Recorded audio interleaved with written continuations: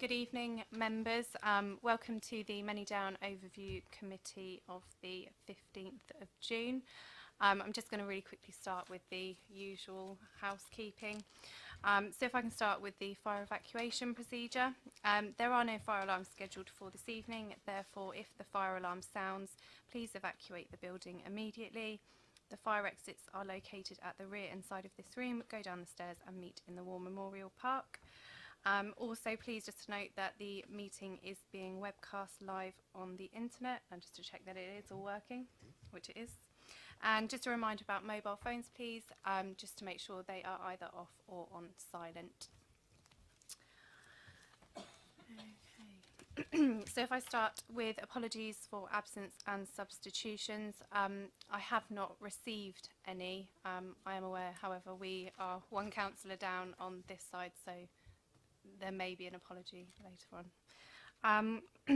Appointment of Vice Chair. Are there any nominations? Councillor Gavin James. I'm happy to propose you if someone is happy to second. Great, thank you. Thanks.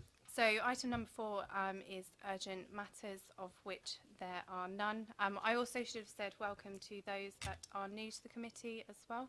I look forward to having you on board. Declarations of interest. I missed it. Councillor Potter.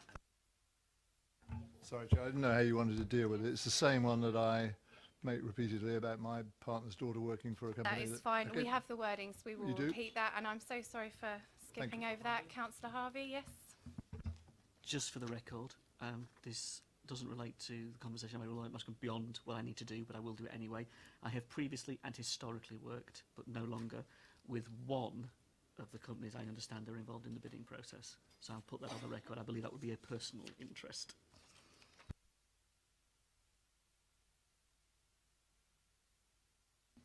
Thank you.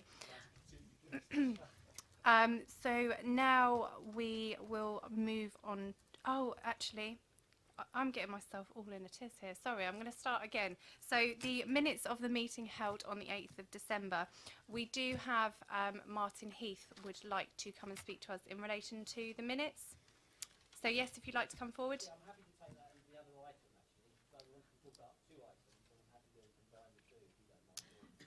We have to do them individually. I think we have to take them individually. So if there is something specific in relation to the minutes of the 8th of December, if we can take that first and then...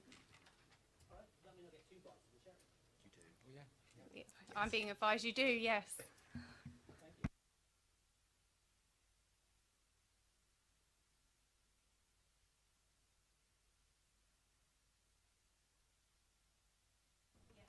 Is that it? Okay. Yeah, really just in terms of the minutes, it's just a simple point, is that we put 5 questions to the committee in the last meeting, and Chair, you very kindly said you'd get someone to respond to the 5 questions. There was a response, but it wasn't as the one that was minuted, and it wasn't an answer to the 5 questions. So I just wondered when we might get those answers to those 5 questions.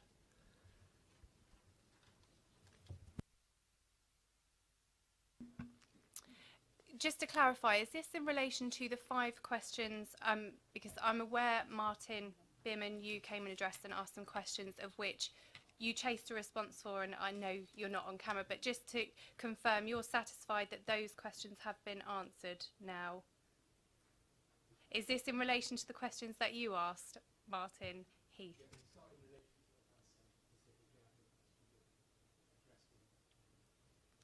So sorry, Martin, is it in relation to the questions that you chased up with me in December? Because I did go back through my emails to check. That's those 5 questions, yes. And you haven't received a response for those yet? No. Okay, so I can only apologise for that. When you did email me, I had requested a response, but I'm sure once we go away from this meeting, we will ensure those questions are responded to. Councillor Isaac. Yes, can I just clarify that, because we did send a response back, we may have sent it to Martin Bierman rather than to you, and is that No, there were separate questions.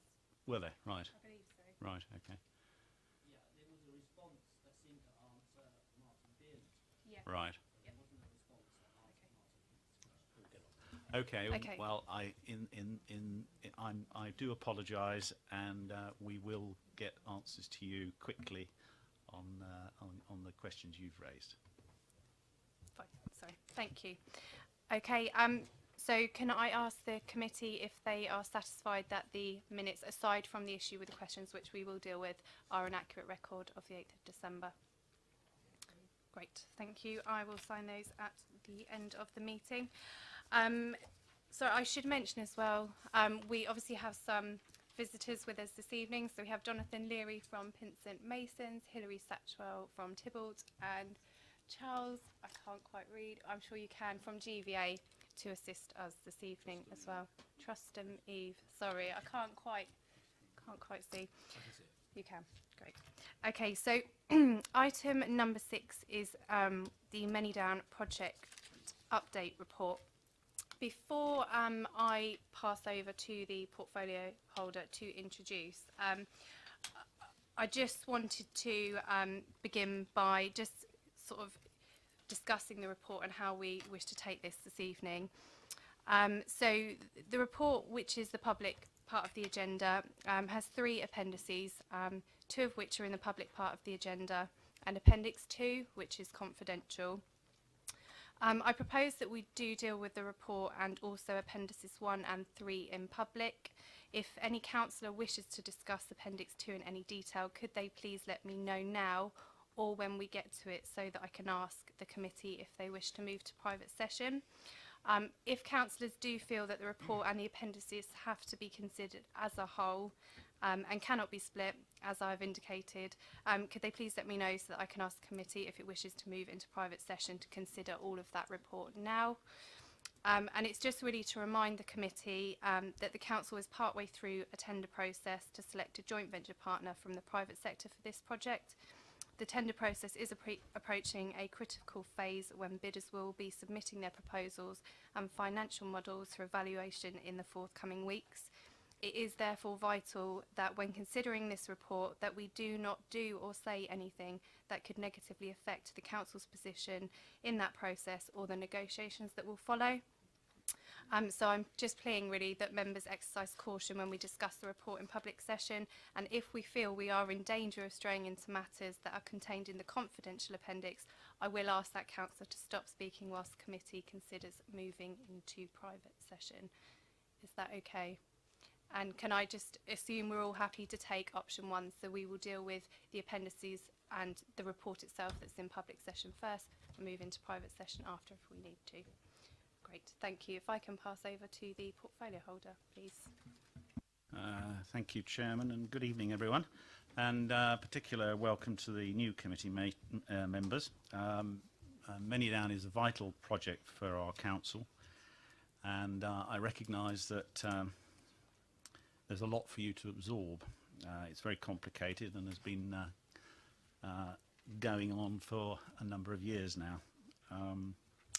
So I'm going to do our best to explain things as clearly as possible without assuming full prior knowledge. I'd like to make it clear that in speaking to you tonight, I'm addressing you with our responsibilities as landowner, working jointly with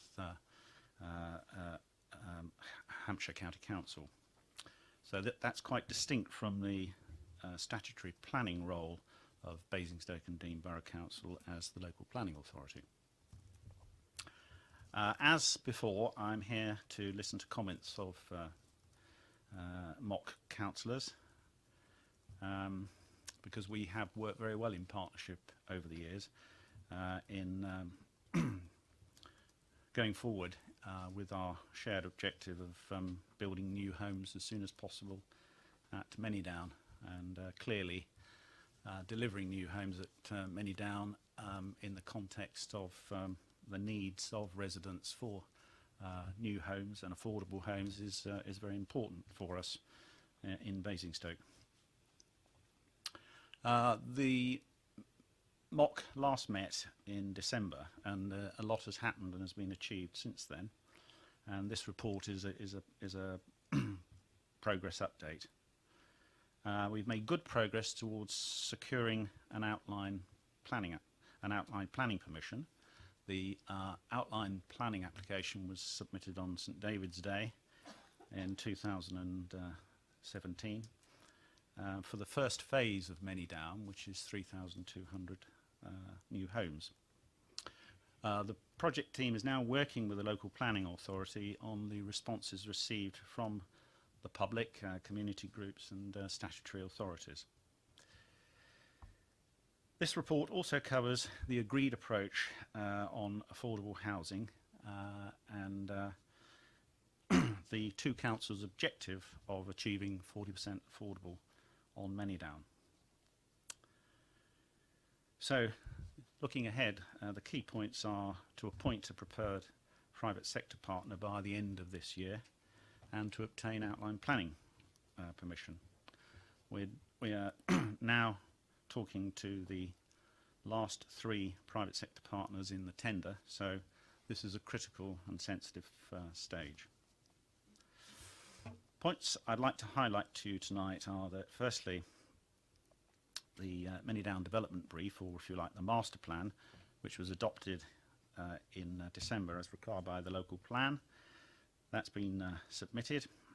It covers the whole of the Manydown allocation, including our ownership and the land in Worting held by a number of other owners. There's been some good work done between the project team and the LPA on planning performance agreement. That means that there's been meetings that have taken place to ensure close liaison between our project team and the LPA in the preparation of the outline planning application, and work that needs to be done subsequent to that actually having been submitted. As before, there's been significant public engagement. We've provided explainer documents to support the outline planning application on key themes, and explaining how the earlier feedback we received from residents has influenced the outline planning application that was submitted. An article has appeared in Basingstoke and Dean today, giving more detail about the outline planning application, and that went to 49,000 homes. We're going to be producing question and answer fact sheets over the summer about key concerns that have been raised by residents since the outline planning application through the consultation process. A few words on the outline planning application. This sets out our proposals for land use and the amount of development and the main access points and other points, and is supported by an environmental impact assessment and environmental statement. It also includes a series of parameter plans which show key information on movement, that's traffic movement, land uses, open spaces, maximum building heights. And these are the fixed elements of a future detailed planning permission. An illustrative master plan and indicative phasing of the development, that's the parcels of land that will be developed, have also been submitted. By the end of April, we had 125 consultation responses to the outline planning application, and a summary of these is given in Appendix 1. I'm grateful to all those residents and community representatives who've provided their comments, and we'll take them on board. We're now in discussions with the LPA and other councils' Ts, and there's going to be a series of workshops so that revised information and documentation can go back to the LPA in the autumn. Officers and advisors tell me that they don't consider that any of the consultation responses so far require fundamental change to our overall strategic approach, but if it's needed, this will be addressed, and we'll give you details at a further mock meeting. I now turn to affordable housing. An affordable housing statement was submitted in support of the outline planning application, and this addresses the requirements of the LPA and sets out the approach that we wish to take with regard to the amount and broad mix of affordable housing to be provided in phase 1. The objective of this council and Hampshire County Council in their landowner capacity is that we're going to aim to achieve 40% affordable housing, consistent with a local plan policy target of a mix of 70% rented and 30% intermediate 10-year split as a baseline position, subject to viability. Given the size of the Manydown scheme and its longer-term development programme, lasting to 2029 and beyond, the viability and the level and type of affordable housing will change and might improve over time, partly due to the changes in government legislation and funding. For this reason, it's been felt best to deal with the detail of the composition of the 40% affordable housing at a reserved matters stage once the joint venture partner, the private sector partner, is on board, through a phased review mechanism of viability to determine affordable housing mix for each parcel of land that we develop. This will enable us to take account of infrastructure and Section 106 requirements for each defined subphase or parcel. In order to facilitate this approach, it's proposed that more detail will be provided to the LPA in summer 2017, and this includes providing an open book planning viability statement on the basis of 70-30 affordable housing. And this is intended to demonstrate the potential viability position in line with strict policy compliant tenure mix. A draft planning viability statement has been prepared for consideration by members tonight and is available as the confidential Appendix 2. Now, this has been prepared on the basis of a current outline information and high-level modelling in advance of the detailed proposals that will be submitted by the private sector bidders as part of the procurement process, which, and they all understand this, states that they are to achieve 40% affordable housing.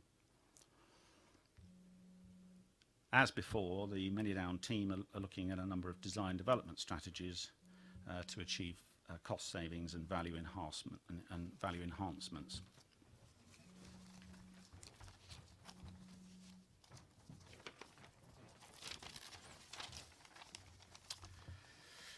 The next item I'd like to cover is the government white paper, Fixing Our Broken Housing Market. And this sought our views and other local authorities on measures to drive forward the delivery of new housing. And that's entirely what Manydown is all about as a private and public sector development partnership. We've provided detailed responses, as you'll see in the report, to government. Turning now to Section 106, I need to mention the fact that there is a complication in that the process whereby we as landowner enter into agreements with the local planning authority on obligations such as Section 106 to provide financial contributions to facilities, services, etc. There's a legal issue. Basingstoke and Deane Borough Council can't covenant with itself as the applicant landowner. So inevitably we've taken lawyers' advice, and the best option seems to be to transfer our legal interest in Manydown temporarily to Hampshire County Council. Hampshire County Council would hold the legal interest in the name of both councils and would complete any Section 106 agreements with the Basingstoke and Deane Local Planning Authority before transferring the legal interest back to us. There would be no SDLT implications and it would not change our financial interest. But we are still consulting with our lawyers, and we'll come back to the mock in September. Also in September, we will be coming back to you on the issue of governance of the development vehicle with the private sector partner, and the progress that's been made in the discussions with the shortlisted 3 private sector partners. Finally, from me at this point, the finances for the project. The report updates MOC on the 2016-17 expenditure. There was a £17,000 overspend, which was funded through other council savings. For 2017-18, we're forecasting to spend £1.31 million on Manydown, covering phase 1, potential phase 2 planning work for the southern part of Manydown, and also for the setting up and running of TopCo and DevCo. But we'll provide further financial information at the next MOC. And that concludes my report to MOC on the project update. Thank you. Does the project director have anything to add? See, you're with us this evening, Kevin. So, Yeah, if can you- I just of course. up from there? Just add a little bit, maybe a bit of context and clarity, hopefully for members, particularly around the section in the report on affordable housing on 3.5. And obviously, as you've heard tonight, you're aware the council has delivery of 40% of affordable housing on Manydown as a priority. The affordable housing statement submitted with the outline planning application confirmed that intention, and the procurement documentation also that's gone out to the bidders makes it clear that the council is seeking that 40% affordable housing subject to viability, as you've heard. And really, I just wanted to draw attention to the confidential appendix 2, not the detail, but in terms of the confidential appendix 2, that's the draft planning viability assessment at the moment. A planning viability assessment that's required to be presented by the landowner, us and HCC, in accordance with the local plan policy. So that's the sort of status that it will have. And a planning viability statement is a specific calculation at a specific time and is in early stage of this project, pre-determination of the planning application and as was mentioned earlier, getting the bidder information back. And schemes of the scale and time frame of Manydown have sort of large upfront infrastructure costs and also large expenditure variations over time, as well as improvement in costs and values over a longer time frame. And it's difficult for those to be captured in the methodology that's specified to work through the planning viability statements. And as again you've heard from the portfolio holder, these are what in the report and are detailed in more detail in the confidential appendix. These are the design and development strategies that are referred to. And just to be clear that the Manydown project team continue to pursue those strategies, the whole range of those strategies, alongside at the moment the bidders, but eventually the final partner. And also to be clear that the council strategy, as articulated in the report, is to look to deliver that, work in partnership to deliver that 40% affordable housing by closing any sort of day one funding gap through the delivery of those design and development strategies. And at this point in time, the purpose of the council, who sort of, whilst it's one council, the council acting in this instance as landowner, the purpose of producing the draft planning viability statement is to help demonstrate to the council, when it's acting in its statutory capacity as an LPA, that the viability of Manydown should be considered on a phase-by-phase basis and not on a day-one viability approach. So that's the context of the section in the report and the detail that's attached as the confidential appendix. Thank you, Chair. Thank you. We do have 2 members of the public who wish to speak this evening. So if I could start, please, with Martin Heath. If you'd like to come down.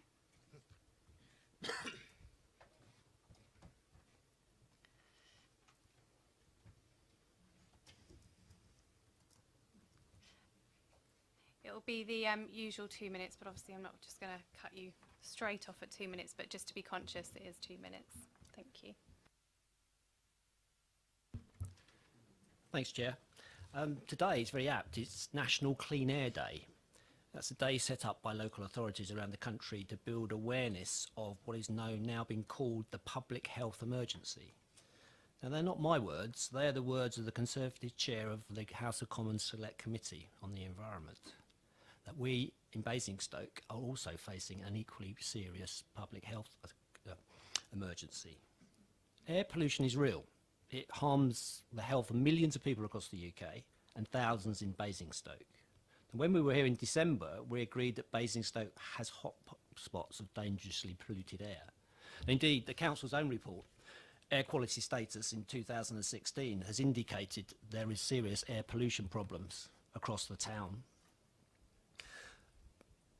We asked 5 questions at the last meeting. They weren't adequately answered. So we went out and did our own survey of air quality across the town. 13 sites were monitored for a month. Of those 13 sites, 6 were already above the maximum legal limit for air quality, and another 7 were very close to it, and indeed were probably exceeding some of the hourly legal limits. The results are here if the committee wishes to see them. Indeed, I think some members of the committee already have the results in front of them. I'm happy to circulate them to others. So also in terms of the plan itself, you note that 17 individual residents of Basingstoke have responded to the outline planning permission that was put by the council. All 17 of them have indicated that they have concerns about Manydown and the impact it will have on air quality and pollution in Basingstoke. Now, I think that the Oversight Committee has a duty of care, not just to this generation, but future generations, to make sure that Manydown and its development has no more serious consequences on the quality of air in Basingstoke. So to conclude, we already have a major problem in this town. The council's own report makes that clear. Our own monitoring just confirms those findings. There's a genuine concern amongst residents that Manydown will make this worse, and we cannot build another 3,000 homes without first understanding the impact those homes will have on the air quality and the quality of the air we breathe. So I ask again, can the committee consider what impact will Manydown have on the air quality in our town? Many thanks. Thank you.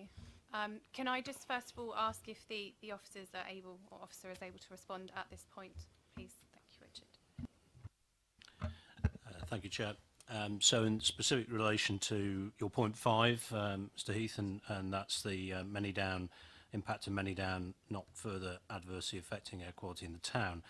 You probably will have noted from the planning application we put in, which was the beginning of March, so since the last meeting of December we put the planning application in, that there are 3 particular components that have relevance to that.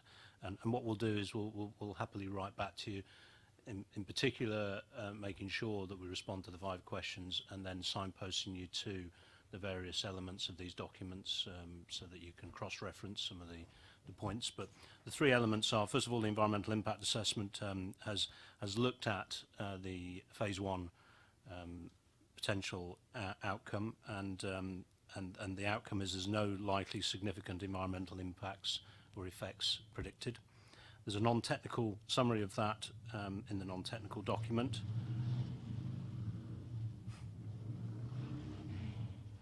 And in the environmental statement, we'll ban motorbikes for Manydown, yeah. The environmental statement, Chapter 6 sets out the air quality impacts for that phase 1. So what we'll happily do after this meeting is write back to you. We'll cover off the 5 questions and then we'll give you some cross-references back into those documents to give you some confidence around the conclusions we've come to. I'd just like to say that as the Cabinet member responsible for the Manydown project, I'm listening to what you're saying tonight, and air pollution is an issue, and it's one that I can assure you we take seriously, because, as you say, it affects people's health and quality of life, and therefore it's important that we look at this and make sure that the impact of Manydown is as less as possible, and hopefully there will be aspects of it that will be positive. Thank you. Councillor Frost, and it's in relation to what we've just been asked. Yes, thank you. Yes, thank you. I was just going to ask, is it possible for members of the committee to be copied in on the response to the email as well? Because certainly it's something we all need to consider. Thank you. Councillor James, you had a question. Yes, thank you. Thank you, Martin. Obviously, we had a quick discussion outside on the way in about this, and I'm delighted you brought it to our attention and raised the issue, because I think reports that the council produce are often buried somewhere in the archives, and unless you bring it out in front of us, we don't see it. There's a couple of questions. The first one is in relation to dates of your studies. I don't doubt the robustness of the information, but clearly I need to understand the date in case there were any road works that may have impacted on it. And the other one is around hospital, which has come up very high. If you can give me the location of your sensors, because again, we've got to identify which roads are a particular problem. In terms of the dates, it was a month in, actually I think it's in January and February of this year. So the monitors were up for just over a month. The one at the hospital, if I can remember precisely, was at the intersection of where the triangle is, you know, the triangle that's being built on, and the main entrance to the hospital. As I say, the reports, the results are here, and we will be publishing a very brief report on the exact locations and exact findings as Basingstoke transition within the next week. So we'll certainly circulate that to the committee as well, so you can see what we did, you can see the location, and you can see the results. Thank you. Councillor Harvey. Thank you, Chair. It's really a question to Kevin, really, as the lead officer here this evening, for the whole council. Just looking at the map here, Kevin, I mean, appreciating what's been said about Manydown, and that is relevant, and we're hearing that should be hopefully taken on board. But for example, planners aren't here tonight, but they're looking at a transport strategy. We've got various different parts of the authority looking at various different things that this is directly relevant to. Could you take away the fact that what I think this is showing us is there are a number of particular hotspots that are beyond Manydown, but relate to key arterial routes that logically would follow the argument of where air pollution is bad? You would logically think that this is beginning to give it a bit of evidence that shows us there may well be something in this, in the way that we all know there is, but it's giving us the evidence for. Would you take it away so that we could raise this with those other officers on those other strategies? Because we shouldn't just leave this for Manydown. This is a broader, far more important strategic relevance to the rest of the Borough Council's work.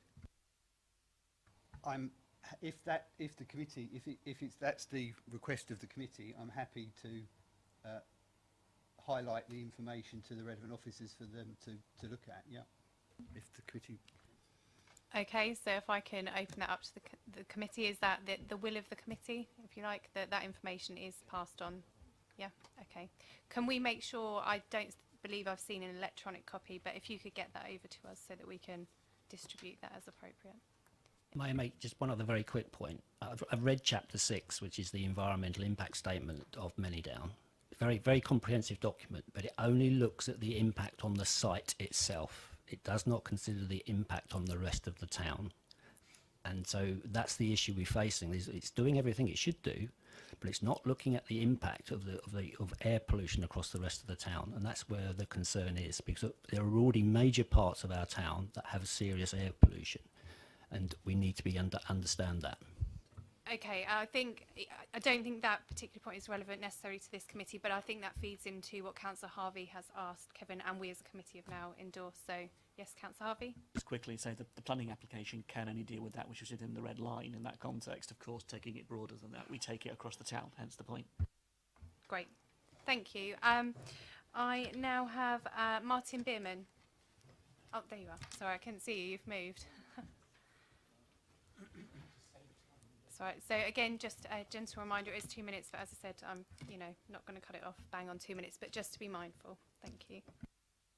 New phones. Max. Right, so I'll just come back to repeat the fact that it is National Clean Air Day. If anybody hasn't got an electronic copy or can't print it out, I've got some spare leaflets there just to emphasise the point. It's very opportune that it's happening today.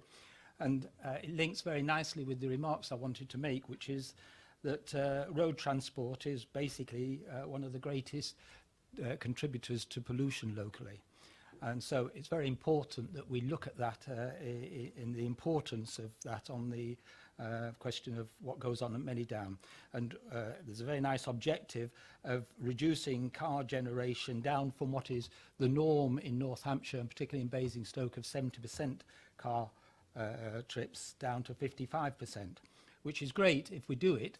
But as has been pointed out by no less than the Hampshire County Council Highways Department expert, the report doesn't say, or the application doesn't say how it's actually going to be achieved. It just says, well, we're going to do it, but doesn't show the measures. So basically, at this point in time, reading the Hampshire letter, particularly their report, page 4, paragraph 1.11, it makes clear that there's no real meat in what is proposed in terms of how these emissions from cars are going to be reduced.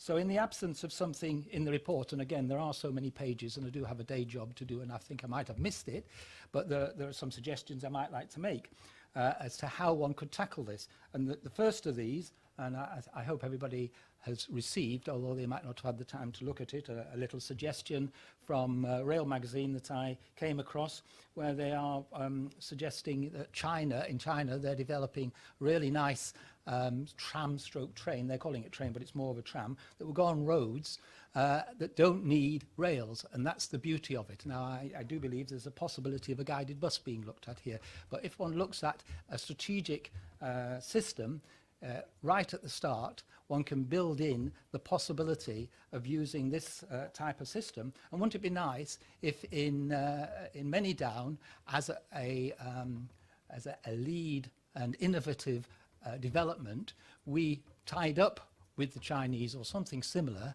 and made it a landmark introduction? Basingstoke would become well known for it. I take the point that I should be coming So yeah, closer. we are out of time now. Okay, I'm afraid we've got. I'll just a couple of sentences, if I may quickly say. Quickly. One could provide an infrastructure for electric car clubs, charging points, parking places preserved for that. Yep. Local bus operators, they've been consulted. I only thought we had one, but several have been consulted. But it's important that buses are provided early on so that people get into the habit of using the buses, don't get into the habit of car, and then later have to be persuaded onto the buses. Thank you. Thank you. I believe the project director will respond to the points that you've raised. Thank you, Mr. Moon. And in relation to the comments from Hampshire Highways, you'll probably note that there was a holding objection pending further information, and we're actually in the process of project team of giving the Hampshire Highways people more information on a bus, cycling and walking, to justify the intention to move more towards 55%, which is what we'd like to try and achieve. And you've stated, obviously, the target that you spotted in the information. I can confirm that in conjunction with other parts of the council and indeed Hampshire County Council, there is a project looking at rapid transit or guided bus for the area, and that's something that's ongoing, piece of work that's ongoing. And so from our perspective at Manydown, given that it was something that we initiated in a way, we're clear that is it's appropriate to safeguard for that sort of advanced bus technology in the future. Whether that's a guided bus or whether it's something akin to what you were talking about, we'll have to wait and see, but it's certainly appropriate to safeguard for that. I can also confirm that issues around electric charging points are something that we've taken account of in terms of our more design code related components. So I think it's fair to say that we're picking up most of your issues, and it's work in progress, particularly around making sure that we can compile what we believe to be more of a leading edge approach to sustainable transport as we go through the coming years. Thank you. I'm afraid I think that's it, but thank you for your contribution this evening. Okay, so just to go back to the report itself, just to remind everybody of what it is that we're here to do this evening. So it is just to note the progress made with the Manydown report and review and provide comments this evening. So I think, as we covered sort of early on, if we could take anything in the white paper first. If I open up to questions to begin with, obviously if we need to debate anything then we will, and then after that we'll move on to the pink paper. But just to remind people just to be very careful in terms of what they're saying. So are there any questions relating to what's in the public domain? Councillor Potter, please. I wonder if I could just try a couple of things with Councillor Isaac.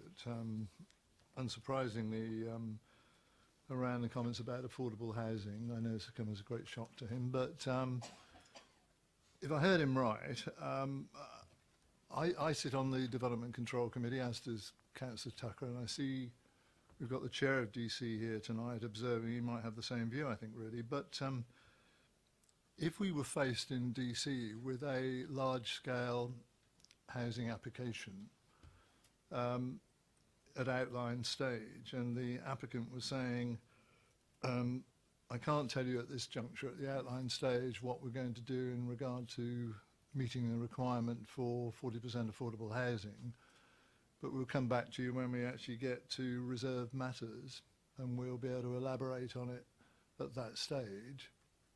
My view would be, for what it's worth in DC, and I think the other colleagues would probably support me, we would say we are not prepared to approve the outline application on that basis. And I'm confident, I mean, that's the line we would take. I mean, I don't see, I mean, I know we're into the words of 40% being an objective, aiming to achieve. As far as I'm concerned with the local plan and what the DC normally would be saying is we see that as a requirement, and that's the provision within the local plan, no more, no less, really. So why would Councillor Isaac think that the DC on this occasion, because Basingstoke is one of the landowners making the application, that we would be persuaded to exercise that discretion? I don't see any reason for that, and I'm confused about why DC would be asked to take a different position on this. I think that this has formed this has been part of a dialogue between the project team and the local planning authority and the officers. There's more work to be done on it. I think, as I said earlier, it has to be put into the context of this being a very long-term project, and therefore, you know that there will be. It's not like a typical small development where where one is not talking about huge infrastructure costs, providing new schools, a country park, and therefore, in the context of developing Manydown over many years in parcels, then it seems to me that this is a constructive and intelligent approach to go forward. I'll turn to the project director to see if he can add anything to that in terms of what we're hearing from the LPA. So if I could turn to you, Richard. Thank you, Councillor Isaac. The approach came out of a conversation with the local planning authority, and it is consistent with the Merton Rise approach, or the approach that was used in Merton Rise. It's not exactly the same, but it's a similar type approach, and it's also consistent with some projects, probably in terms of value, that are as large and as complicated in London and parts of the inner cities around the country. So that was a conversation we had with the planning authority, and that was where the kind of the output of that conversation got to.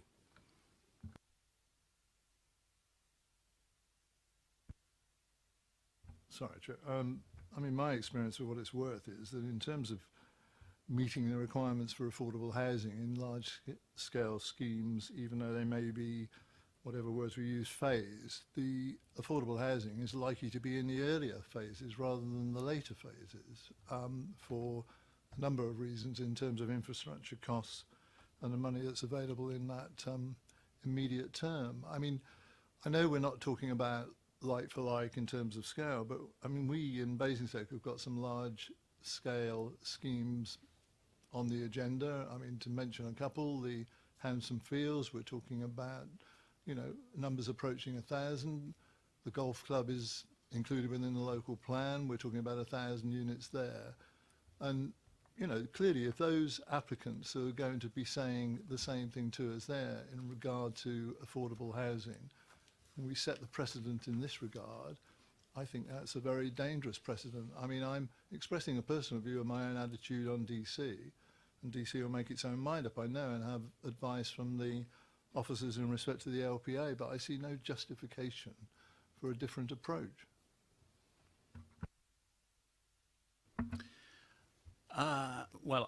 I'm not sure I can agree with you on that, because I think that in the case of Manydown, we're talking about 3,200 homes over a period through to 2029, and I think the advice from officers, and we've got a good team working for us on this, is that this is the right approach to address this, so that we can achieve 40% affordable on Manydown. I'm sure that I'm right in saying that in relation to the first phase and the discussions we're currently having with the bidders, we're talking about that sort of level of 40% delivery. So it's not a case of us thinking that that 40% won't be provided at the beginning, but clearly that we still haven't got to the point of appointing a private sector partner. So there's a lot of input we're going to get from them. And so I would have thought that at this point, the committee and Councillor Potter might look at this in a sort of constructive way and say to us, well, actually, this does seem to be a sound way of approaching the objective that we all share, which is providing 40% affordable on a project which is going to be very complicated, is going to involve huge sums of money, and involves huge amounts of investment in infrastructure, community facilities, and a country park, and it's got to shoulder all those as well as providing 40% affordable. Thank you.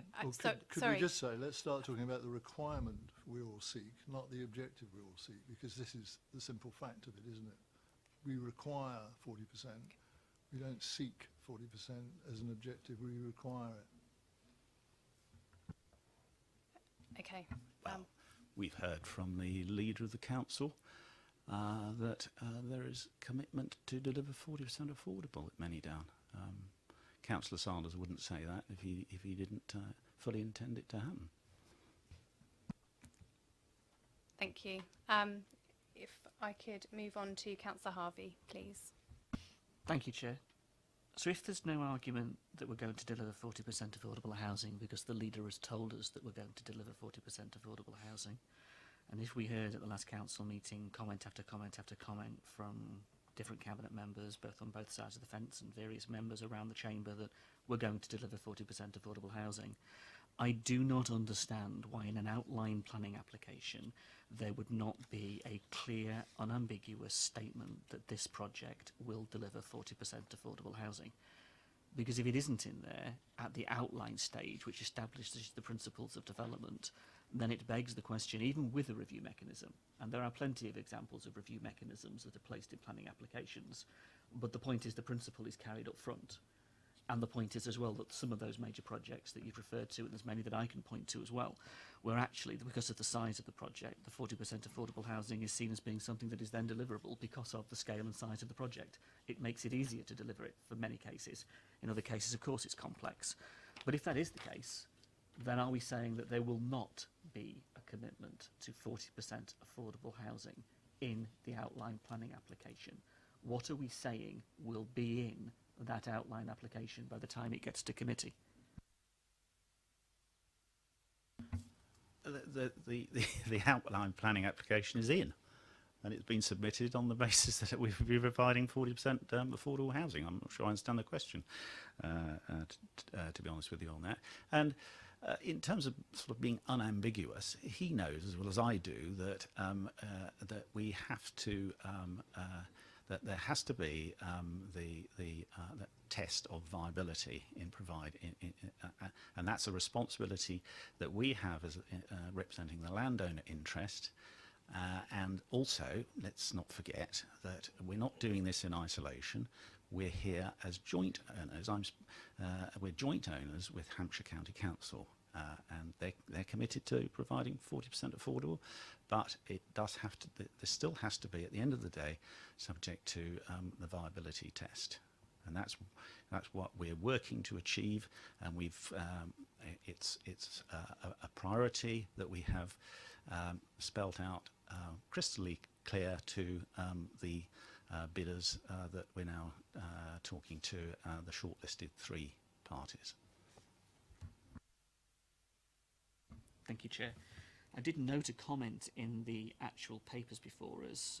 It says affordable housing. I note that the target of 40% housing on the site remains and is referenced in MSD4, and it is my belief that Manydown will prove such an expensive site to open up that it will not be possible to squeeze out every aspiration for policies seen as socially advantageous, notwithstanding the fact that affordable housing can include shared ownership and affordable purchase options. I believe that inevitable conflict is coming between achieving all of the stated objects and delivering a high-quality development. People will have to live with Manydown homes for many generations, and quality must not be sacrificed. I therefore object, this person does, to deliverability. The evidence is lacking that all of the socially advantageous expectations from the site can actually be achieved. Councillor Harvey, can you just, obviously you're reading Yeah. off a page, people are It's trying to page find where you 31 are. of 37, sorry, Okay, 31 that's of okay. 37. Nonetheless, I've read that out.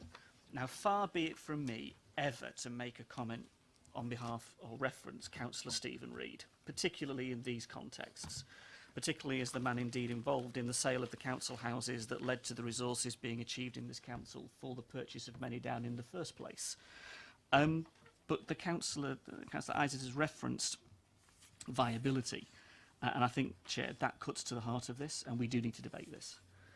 I think this cuts to the heart of what we're talking about here. Either Manydown is going to be viable enough to deliver 40%, as the landowning element is suggesting, or it is not, as the LPA element is suggesting.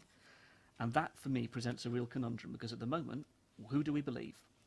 So I want to really drill down, Chair, as to where this is, because it can't carry on like this, being one thing over another. Either we can or we cannot, and if we cannot, we have to be open and upfront about it.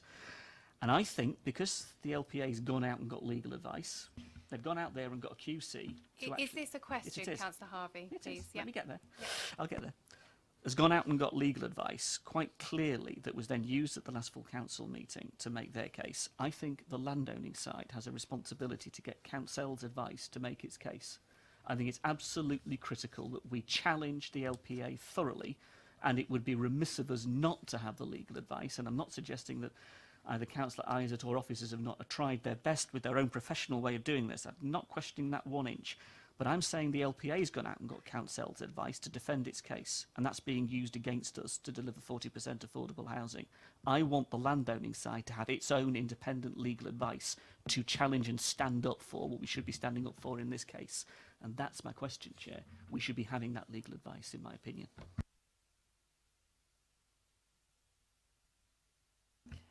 I think we're getting to that stage as to what we should and shouldn't discuss in open and private session, and I'm conscious that I feel that question may be better placed to be answered when we go into private session discussing the second appendix. I mean, just to be clear, Chair, the LPA's legal advice was used by the Head of Law and Governance in a summary at full council. It has been quite openly discussed in committee meetings. There is nothing I've said and nothing that's been referenced thus far on this that isn't in the public domain. I appreciate what you're saying, but nothing we've said thus far is anything to do with pink papers. It is all in the public domain, and an answer to that question would not contravene the pink papers.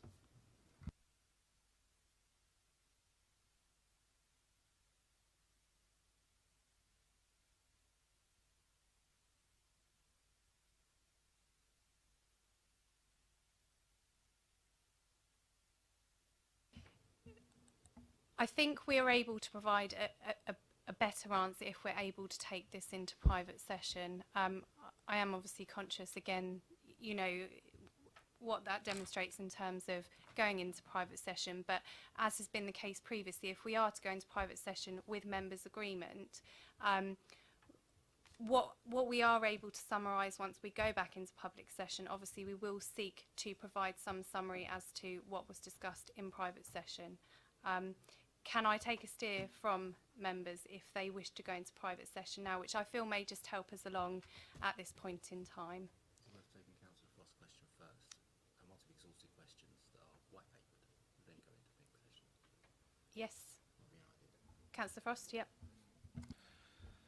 Thank you, Chair. Thank you, Councillor James. I really just have two questions on the white. Okay, they're very quick. The first one is on the executive summary, page 12, para 3.3.4. It's regarding communication and to our residents. I'm just wondering whether the timeframe for the question and answer fact sheets could be narrowed down somewhat more than just saying summer 2017, because we're there in summer 2017. So is it going to be kind of 2 weeks' time, or is it going to be 2 months' time? Thank you. Yeah, we're in summer. It's sunny outside, and I've been advised by one of my team that we have a draft ready. So we're in, I think, in the zone over the next few weeks. Sorry to push you, Richard, but is that 1 week, 2 weeks, or a month? So we're the 15th of June now, so probably not before the end of this month. Thank you, Chair. That answers one of my questions. The other one is on section 3.7.2 regarding the section 106 agreement. Obviously being very new to the committee, and I'm just wondering whether devolving our legal agreements to or our legal obligations and negotiation positions to Hampshire County Council is that common practice? Is it something really we should be doing, bearing in mind that Hampshire County Council don't exactly treat us particularly well? And I'm just wondering if it's common practice. I can confirm it's common practice, and in fact, Jonathan from Pinson Masons, who are our legal advisor on the planning side, and his partner, Rebecca Warren, were involved in the conversation, the con call we had with the QC, Rupert Warren, around that. So, yeah, it's common practice. Thank you, Chair. Councillor Harvey. Thank you, Chair. Just on the white paper, seeing as you're finishing that off, and the section 106 element, obviously I noted the point that talked about the drawback clause once the negotiations have been completed, and that comes back into to the borough's position. But how do you envisage we go about securing, or how is it envisaged that we're going to secure the borough's interests within the section 106 agreement when it's the county council negotiating on behalf of both authorities? Is there a mechanism that we're looking at in terms of a toing and froing of where a negotiation might be with the LPA on that? I'm going to start, and if Jonathan needs to come in, he will, given he's the lawyer. But essentially, we're both negotiating, and at the point we have a final 106, an agreed final 106, that's when the process happens. So we wouldn't enter into that process until, from a Basingstoke Council perspective, until there was a final agreed 106 with the local authority. Sorry, let me just double check. Is that? Yeah, that's right. Yeah. So in my layman's terms, what you're saying is we can't sign the heads of terms, but the county council on our behalf through this process would be able to sign off the heads of terms for both authorities of the section 106 that we would have negotiated. Is that what I understand it to mean?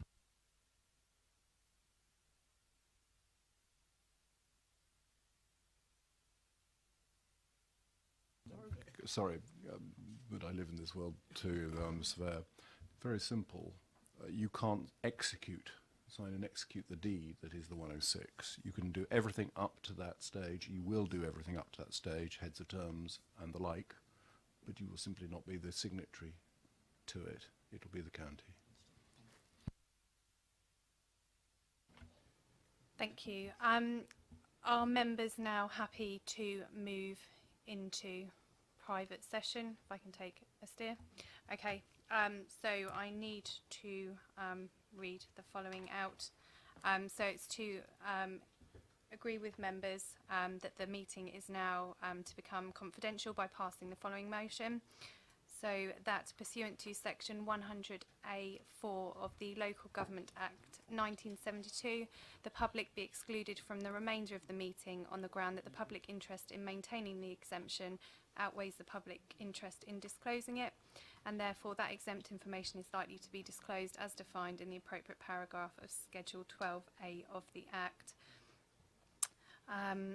So it's just to remind everybody that in order to discuss the papers, the webcast will be turned off but turned back on once that discussion is over.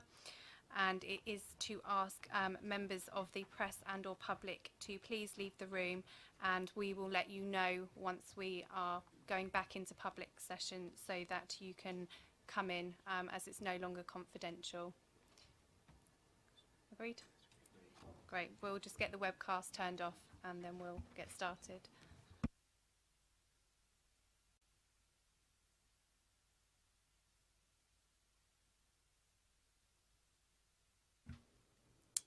So just to confirm, we are now back into public session. So just for the benefit of the webcast, it's just to provide a summary of what we have discussed. So just the committee has re-emphasised that achieving 40% affordable housing on Manydown is a priority. There was a general discussion around the use of council proceeds in line with the stated and approved Manydown objectives to support delivery of 40% affordable housing, and the committee sought confirmation that Basingstoke and Dean Borough Council, acting as landowner, will make representations in line with its position that it's maintained. So if we can please just go back to the recommendations on this paper, which is that the committee notes the progress that's been made with the Manydown project and reviews and provides comments. Is the committee satisfied that we have done that this evening and are happy to proceed and move on to the next? Councillor Harvey. And can we record our thanks to the project team for all the work they've done? Of course, yep, we'll make sure that's noted. Okay. So if we can move now on to item 7, which is the Manydown Delivery Vehicle Report, Governance and Procurement. If I pass over to the portfolio holder to introduce this one, please. Thank you, Chairman. Yes, this is the Manydown Governance and Procurement Report for June 2017. We're making some good progress with the selection of the preferred private sector partner. The target is to appoint that partner by the autumn. Now we are in discussions in our dialogues with these private sector partners. We are focusing on phase 1. I just want to make the point, which is probably helpful to the new members of the committee, that we are also looking at the option of applying any agreement to later phases of Manydown, should all the parties agree and the performance criteria on phase 1 having been met. When we've now reached the 4th of 5 stages of the procurement process, which is based on a sort of something called competitive dialogue. The third stage reduced the shortlisted bidders from 6 to 3 based on 4 rounds of competitive dialogue. There's actually a kind of useful summary of various stages that we've gone through and are to complete in section 3.19. So we received 4 compliant submissions at the third stage, with 2 of the 6 not submitting. These 4 were evaluated by the Basingstoke and Dean team and the Hampshire County Council team in accordance with the stated evaluation criteria, which this committee was made aware of and which was approved by the MEC in June 2016. The Chief Executive of Basingstoke and Dean Borough Council approved the recommendation of the evaluation team to take 3 bidders forward. So that's 3 out of the 4. No legal challenges were received by unsuccessful bidders. In the 4th stage, where there's been more detailed discussions on the proposed business plan and on the draft contract or contracts that we will be entering into. and also specific commitments and details on governance, including Topco and Devco by the bidders. The fourth stage is due to finish in July. Is that still the case? Yep. Right, okay. Then we will enter into the fifth and final stage, when the three bidders will be invited to submit their final tenders by the 18th of August. Is that still correct? Yep, good. Including a fully marked up draft contract or contracts. Thereafter, the Basingstoke and Hampshire evaluation team will present a recommendation as to the preferred bidder to the executive directors of BDBC and their equivalents, no doubt, Hampshire County Council. The preferred bidder's proposal will form the basis of a full business case that will be approved by the two councils and the board of the private sector partner who's been selected. As we've discussed before, our constitution prevents our councillors from participating in the tender evaluation, including me. But it is important that councillors are engaged, and the team had arranged for visits to 3 exemplar developments, one for each of the shortlisted developers, but sad to say, we had a very limited take-up of this. One was a trip out west on Friday, and on Monday there was to be a trip up to East Anglia. Anyway, we've had to cancel those, which is disappointing. And I think it's probably a case where councillors, they get a general invitation, and then they think, well, that's not convenient for me, but I'm sure others will go. Well, actually, it proves that that isn't always the case.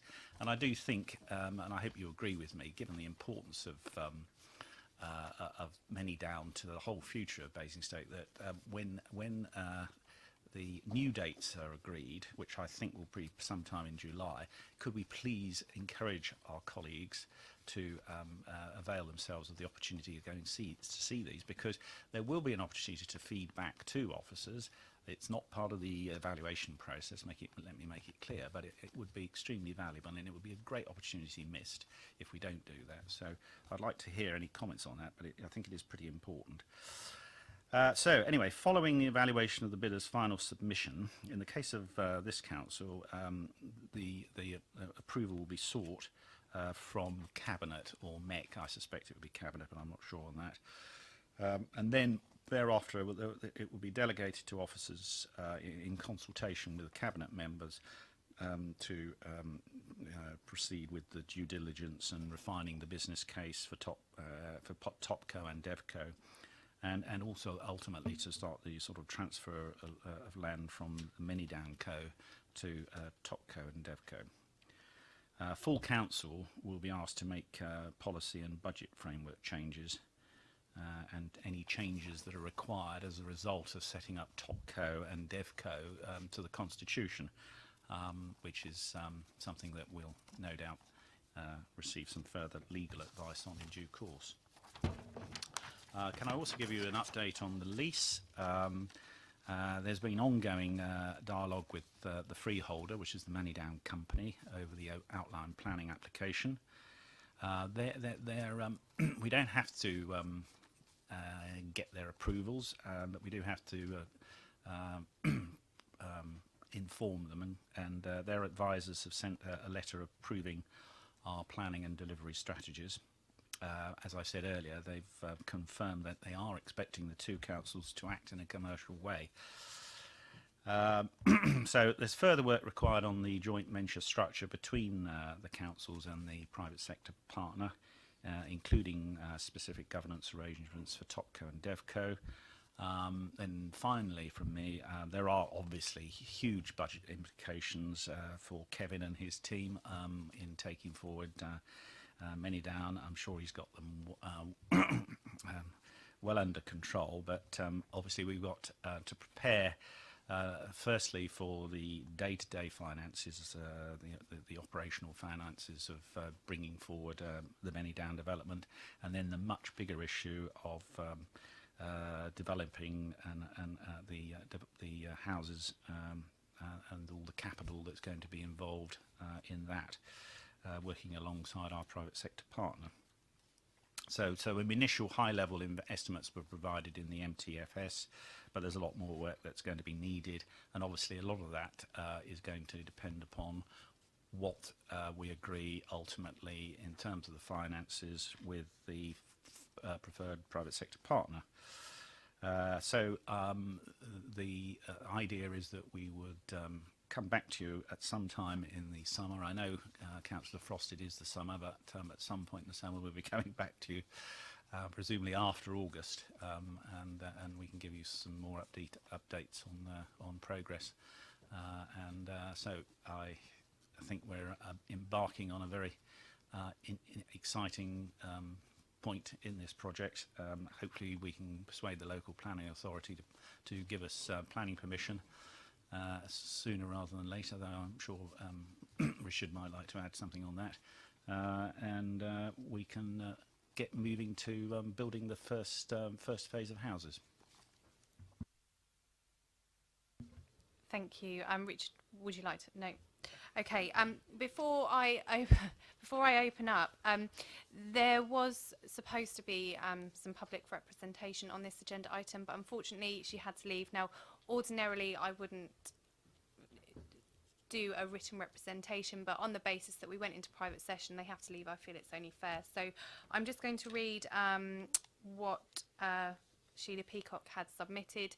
It's not a question as such. I think it's almost there, so I'll read it, and if you're able to provide anything, that would be great. So she has stated on here that, I'll read it verbatim. I'm concerned that the magnitude and novelty of developing Manydown as a good example of environmental sustainability might be beyond the grasp of private companies in the UK, and that the EU exit might make it difficult to involve a company from an EU country with a better developed environmental development policy than the UK's. Thank you, Chair.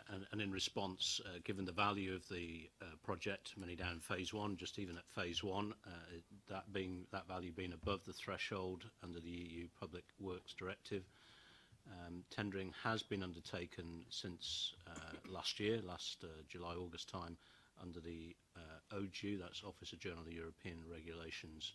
This involves placing an EU-wide advertisement in the OJEU area, magazine, online, which allows European developers and contractors to tender.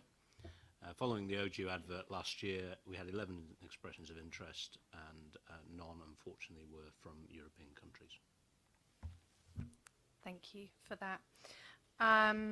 So just very quickly, as is usually the case with these papers, we're being asked to note the progress that's been made, review and provide comments. So if I can start with opening up to questions, and it's quite unusual, but I normally don't ask questions, but I actually haven't asked a question that I'd like to ask first, please. So it's just in relation to the timescales on page 106. In the big numbers. It's just to ask purely, obviously things have been revised slightly, so a 4-week delay. Does that have any impact on the overall timeline at all, please? We're hoping not, and we're hoping that we can catch that up towards the end of the year, before Christmas, in terms of the due diligence and the final discussions. So, yeah, and the developers, all developers know that we're really keen to get on site as soon as possible. So it would be fair to say that we should have a clearer indication towards the end of this year as to whether this has knocked things off the main timescale, if you like. Yeah. And sorry, I will go to, I feel like I'm hogging a little bit here. I just wanted to pick up the point about the site visits. So I don't want to speak on behalf of everybody, but it was a fairly short notice, I feel, for those visits. And also, in addition to that, the suggestion that it would be done on Friday the 16th and Monday the 19th, particularly for those that are working, to take two consecutive days off is quite difficult. So I would just ask that when we move to arrange the new visits, please, that as much notice as possible and with some gap between visits to make it easier for people to attend, please. Yeah, I think that's, I fully understand the points you make, and the difficulty we've got now, of course, is that they actually have got to be done in July, so there isn't going to be much notice on this, and it was quite difficult actually to get these dates fixed, because obviously the developers wanted to make sure the right team was around to greet us. So we were very reluctant to cancel, but given the sort of numbers who were able to go, it was forced upon us. So yeah, we'll do what we can on that, but there's probably no easy way out of this actually. No, definitely appreciate that, but I think if we want to maximise the interest in this, as much notice as possible would be great, please. First question, Councillor James, please. We sort of half made the point in terms of the difficulty attending these things. I'd love to throw Saturday in there as an excellent day that I don't generally work, or Sunday, as prime opportunities, if you can find an officer who wants to work on a Sunday. But also it's important that as a secondary thing, if you were to send the sites we're actually supposed to be seeing, addresses, the name of the estate, etc., because if we can't get there and be shown round the best parts by the people who built it, obviously there's a bit of work we'd like to do behind the scenes in terms of looking at, I mean, certainly lots of developments. If you go and look at the minutes of the Residents Association meetings, they can be quite, share stuff with you that you otherwise wouldn't capture. Quick check on Facebook, local newspapers, etc. From Google you can find a lot more out than perhaps you're going to be let to be seen by the developer who's shown you around. We need to talk to the developers about, you know, how we revise and how we sort of go forward on this. So I'll add those comments and thoughts into that discussion. Thank you. Councillor Harvey, next, please. Thank you, Chair. Just for the record, in terms of obviously the question that you read out, and thank you for reading that out, I think that was very fair in that sense. Just for the opportunity for officers to respond on the record, in terms of the planning application, the tendering process, forgive me, could we just set out the environmental sustainability bits very quickly? It's in there, isn't it? Of course it is. But just for the record, make the point about the environmental sustainability in the tendering process, such as to give confidence, obviously, to the questioner in the way she asked the question, because that's what she was asking about, I think, in terms of the point she was making. Thanks, Councillor Harvey. Yes, and specifically on that point, one of the objectives that the council agreed and Manydown Executive Committee agreed was around making Manydown as sustainable as possible and a leading sustainable development. So yeah, that's a fair point, and we are focused on that through the procurement process, and indeed in some of the evaluation criteria that gets explored or will be explored when we receive the submissions in from the referred bidders. So that's an aspect that will be part of the overall evaluation. Thank you. Are there any other questions? Any comments that anybody wishes to make? Okay, so just for the webcast, can I just confirm that the committee has noted the progress that's been made with the delivery vehicle for the Manydown project, and obviously that we have reviewed and provided comments on this. Great, thank you. Just move back to the start. Okay, so I think the next item is just to review of the work programme. Please, that's okay.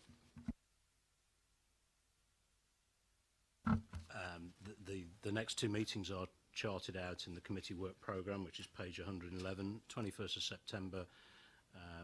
Clearly be an update on the progress of the planning application at that point, and there'll be an update on the procurement process that we talked about earlier at that point. Moving into after Christmas, 18th of January, then we're anticipating to be at reserve matters through planning with the development partner on board, and so those are the two principal updates in January. Thank you. Yes, Councillor Potter. Sorry, tying into what Richard's just said, really, but and coming back to the point we were making, I think, really, on the 21st of September planning application update, can Richard give me a hint as to where he thinks we might be by that time, which is tied into the accelerated proposal I think we were trying to get to, really? Yeah, and when we were talking about the submission of planning application back in December, we were envisaging another consultation where we would capture any major comments that were made and to be able to go back to the LPA with major changes on the comments that had been made on the first consultation the LPA held. And indeed the other part of that next consultation that the LPA would hold would be the affordable housing, would cover affordable housing issues that we discussed back in December and again touched on again today.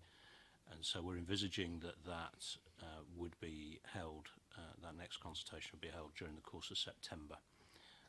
And so a range of points that the LPA want to talk to us about and we may need to take account of, plus the affordable housing would come out for consultation in September. So what we would then hope for is the end of that sort of consultation period, that the LPA would then turn the focus to writing their report for Development Control Committee after the end of September.